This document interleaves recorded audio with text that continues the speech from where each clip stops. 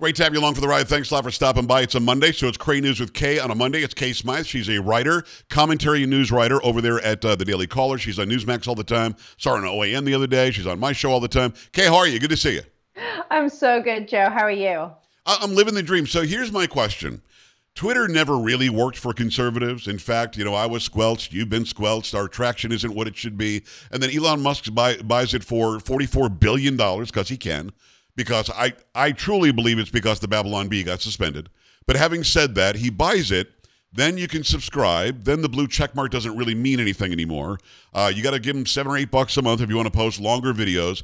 If your name is Krasenstein, you can say anything stupid you want and get 5 billion views on it. And now he's decided, well, let me just change the name. Okay, what am I missing? Is he just toying with us? Is Elon Musk playing with us right now? I don't know. I don't know what to think. This is the issue, Joe, is like none of this makes sense. It's like Elon Musk bought Twitter and was like, okay, let's get rid of all of the rules, but also let's go with the theme of like no rules.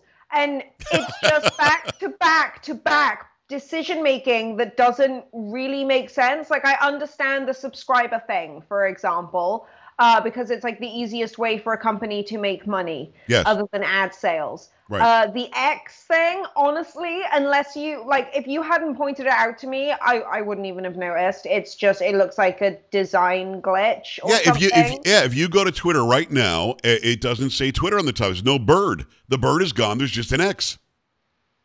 What? I'm just like, okay, what does that mean? What is the ethos behind that? Do you know what? I don't care. I don't care about the answers to any of those questions. I care about the algorithms that will allow me to see the things that I want to see. I don't want to read the stuff that's sort of like designed for me, which is like 10 different people on repeat. And then you go to like your actual follower feed or the people that you follow feed, and that's all garbage. Honestly, it's just stopped me using social media as much, and I am so here for that. So you know what? I'm with you. I want to stop you, though. I want to talk about the For You page. You could not be more correct. You know who they give me in my For You page? I don't know if you've met me, but I'm a conservative guy. I'm a fan of Trump. I believe in low taxes, low regulations. I can't stand the current administration. In my For You feed is Joe Biden, POTUS, press secretary, Kamala Harris, the Krasensteins. This is for me. Who's the idiot that wrote this algorithm? Probably just like a bunch of woke, progressive FBI. Never see anything you post unless I look for you. agents. If I look for you, I'll find you. Can't see what I follow. You've been following you for years. Can't see anything you No one ever post. sees my stuff. Like I had a friend text me the other day who's like an expert in social media management, and she was saying, engagement is down across all platforms, which is somewhat common in the summer. People use social media less during the summer months. But she was saying that all engagement is down for all accounts across all social media platforms. I get retweeted anywhere from like 6 to 10 times a day by accounts with million plus followers. And I'll get maybe like 200 to 300 likes, maybe that. Crazy. And like Crazy. likes I get are not like indicative of like actual, engagement and interactions. I'm sure there's lots of people who will see the headlines, things like that, who won't click on it. But that doesn't mean anything when these platforms are kind of like, the only reason I certainly use them is for work and for business. Like, and that engagement is like directly correlates to like sometimes just my bottom line every month. And if Twitter and these different platforms aren't going to do, the absolute bare minimum to keep people engaged, then I think they're just going to go the way of MySpace. Is he just really rich and really bored? Because there was no reason. We all still know it's Twitter. It looks exactly the same. I think he tried to call PayPal X, and that's when the board of directors kicked him out of his own company. What is up with the X? I don't know. I hope he's got nothing to do bored? with that like disease X that I keep that'd be seeing horrible. like pop out in like weird global news So outlets. you can't figure him out? No, but at the same time, I don't really want to. Yeah, I I'm with think you. that anyone that cries for that much power and attention has like some kind of emotional deficiencies that I don't want to deal with. I also don't love hero worship. I think it's a very, very, very dangerous, very Are people slippery worshiping slope. him? Oh, people like love Elon. Someone had a mental breakdown today, like in a good way, because this guy Greg Price I know got followed by Elon Musk on Twitter, and people were like, "Oh my God, this was incredible! This is so exciting!" I get it from like one perspective, Yeah. but then I also look at it from sort of like a macro perspective, and I really caution, particularly young people, against sort of idolizing anyone that you see on the internet, anyone that you sort of admire or dream of being. Pretty much all of my heroes from my childhood have either been busted on some kind of like crime against children. They've been fired from their jobs for being horrible people. Right. They've disappeared into nowhere because they realized that being surrounded by family and being surrounded by the unconditional love of family is the most important thing. And no amount of fame will ever come close to how good that feels. And so whenever I see people, and it breaks my heart when I see people at work who get like genuinely upset when I take TV hits and they don't get those same slots, because they get all of that emotional gratification from faceless people on the internet. And Right. I'm like, guys, this is what we do for our careers. It shouldn't have any emotional bearing on how you view yourself and how you view other people. So it's like, A, dangerous to hero worship anyone, because Yes. you'd be amazed how many pedophiles are out there, as we've learned a lot over the last decade or Yeah. more. Also, don't seek fame and popularity and notoriety in spaces that could very well not exist. And to be honest with you, like you do, Joe, like I would say that your work is bigger than who you are as a person. You know, like the messages that you give out, the direction and the leadership that you set forth in your reportage has far greater ripple effects, I think, than you as an individual probably Kay. realize. And Yeah. that's what creates legacy. You know, no one remembers Rush Limbaugh for something he made or something he did. Everyone remembers Rush, although he Yes. was a bit lush. Everyone remembers Rush for his leadership and that Yes. prowess. And for beating that path that people like me walk down. Well, I appreciate you saying that. Yeah, what happens beyond what I do on the show is hopefully the effect that it's. I'll get an email from somebody who 10 years ago you said this and it turned my life around. I'm like, wow, that's amazing. I had no idea that's the sort of extension that we had through these tentacles that go out. Hopefully we're sending out positivity and not negativity like I think you were alluding to. It's Kay Smythe. Follow her at Kay Smythe everywhere. Also KSmythe.com. One last thing. I follow Greg Price. He follows me. He's a good guy. He posts videos. Oh, he's great. Very, very smart poster. When I saw Elon Musk post the other day on Twitter or X or whatever the hell it is, he said, who wants me to follow them or something like that. And my answer wasn't like, you know that I'm not a hero worshiper. My answer was, you're not already? You know what I mean? like I was going to line up and say, oh, please, let me lick your boots. In fact, my pinned video on Twitter is, I posted this video in May. Look at how few people have even seen it up till now. The algorithm's broken. Fix it, Elon Musk. So yeah, I mean, I don't understand the whole hero worship thing, but here's the sad part. Last month, for some reason, people felt they had to post how much money they made through subscribers and through ad sales on Twitter, and those people were all whitelisted. Those people have been, the algorithm was told, push these people. Yes, some are even conservative.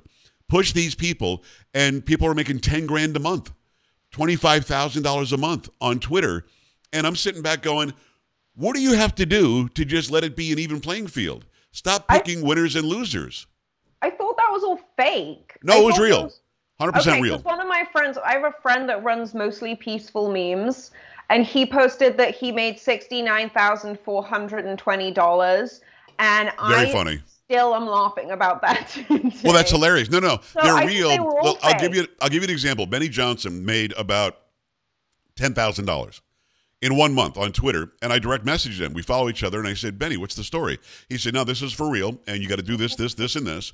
But the thing is, you've got to apply for some sort of subscription garbage on Twitter, and then some Politburo gets to decide whether you're accepted or not. And they're literally, Kay, no, Pags, no, this person, yes. That's what they're doing. And I just hate that. In life, I so believe in hard work, meritocracy, and really benefiting from your own sweat and desire. And we're not getting that. Social media is one of the worst I've ever seen at completely deciding yes to you, no to you, because we say so. I don't know if you had this experience, Joe, but this is everything that you just said has like just flipped some switch in my brain. But I It's remember what I when do, I Kay. was in high school, there was like obviously like all the popular girls and all the popular boys. And I don't remember exactly who it was that said this to me. I don't think it was either of my parents, but some influential adult in my life said to me, you know, Kate, these boys and girls are popular now. They're sort of like famous and influential in your microcosm. But when you grow up and get out of your hometown, these people will still be here having this tiny little influence on a very small group of people. Right. And Truth. what's really interesting about the proliferation of social media, right? In the same way that all the popular kids from my high school were talentless idiots, there's also now a sort of growing trend, especially due to TikTok, which I think is completely engineered by the Chinese to make us all stupider. Agreed. But there's like now this sort of like normalization, exactly like you said, of people who have like actual talents and skill and knowledge and can articulate that and sort of like pay it forward, turn it into action. They don't get the attention that they need. They have a far smaller influence and a sort of like the weird nerdy kids, if you will. And now you have, thanks to social media, people who I swear to goodness can't read in real life, having far more influence, far more push. These people who, you know, again, like I don't know how many other different ways I can say the word stupid because it's like the only real adjective I can think of in this moment to describe them. Because they're certainly not boring. And they're not talentless. They're amazing at propaganda and manipulation and pulling something out their butt and turning it into a job. But it really has just sort of normalized the stupidest in the crowd who are willing to do the most gross and outrageous things, becoming the most popular. And we wonder why we are in a perpetual state of social decline. Yes. When you normalize that for young people, that's what they're going to look at. I remember I applied the same logic, right, when MySpace came out, when I was in my sort of like latter teens and Facebook became a thing, all this kind of stuff. I looked at every single celebrity on there and said, as soon as the next platform comes out, all of you guys are going to be irrelevant. And that happened time and time and time again. And now we're in a very extended epoch. There's a lot of people who are very popular and famous right now, not just from like news media, but across the sort of celebrity spectrum, who are absolute classless idiots. And if they were left up to their own devices and didn't have ghostwriters and didn't have people coming in, you know, basically telling them how to think and feel, or who weren't just living off the glorification of fear porn, which is like basically most of news media outside of a handful of outlets and mediums right now. But it just sort of like, it really saddens me. But I'm wondering what will happen to break this epoch, because so many new social media platforms have come out and none of them have been as successful as Facebook and Twitter. So is something going to come out one day that captures us in, oh, I guess TikTok as well, but that captures us in that same way? I don't know. I think there's going to be an apocalypse before then, and I certainly won't be joining any new social media platform. And that's by the way, all very well said. That's always the draw for me. Is I do, or the quandary for me. Do I jump into this new social media site? Is it going to do anything? If it does do something and I don't jump in, is that going to hurt my show? Because people with inferior shows and inferior voices or opinions might get more traction because they jumped onto something that gave them 1 million followers. I don't know. It's always the quandary. I loved it back in the day where we would get our news from watching TV, listening to the radio, or reading it in the newspaper. And we literally would bring the newspaper. This was before you were born, probably. We'd bring the newspaper and we would take like a yellow highlighter. We would highlight the stories we wanted to cover. We would give the story out. I'd give opinion. We'd take some phone calls. It was all very organic. Now people will call in. They've got what they think is the truth from X or whatever we're calling it today, and they're just dead wrong. And it just becomes this yelling match. It's almost like we don't really have one outlet that we can say, this is where I can get the truth. Now let's break it down why I disagree with you. It's a very different animal. And also, by the way, everybody does a podcast. Everybody and their brother can do what I do and do it just as well. And they're going to make $1 billion. And if it doesn't happen tomorrow, they're going to say, why didn't it work for me? Look at this guy. After I put in 35 years. It's Kay Smythe. Go to kaysmythe.com. Follow her over on all the social media at Kay Smythe. I've got to get you to comment because you know a lot about Hollywood, a lot about how it works. What is going to happen with this writer's strike? I remember the writer's strike in 88. There was another one in the early 2000s. Mm-hmm. This one's lasting a while. Is this going to hurt production to the point to where even streaming services won't have any new content soon? Well, streaming services are already going to basically by Christmas be out of all content. Wow. Pretty much all of the shows that were slated to be out this year have either already got their release date or they should have been filming right now, and they should have been, like, the writing should have ended towards the end of end of winter, start of spring of this year was when. How far ahead? I've got to ask you this: how far ahead of time do they have stuff in the can? Like the stuff we're watching now was shot and edited and everything. What, 6 months ago? Is it a year ago? It could be as little, like the editing could have finished for like the final wrap as little as like 2-3 weeks ago on some shows.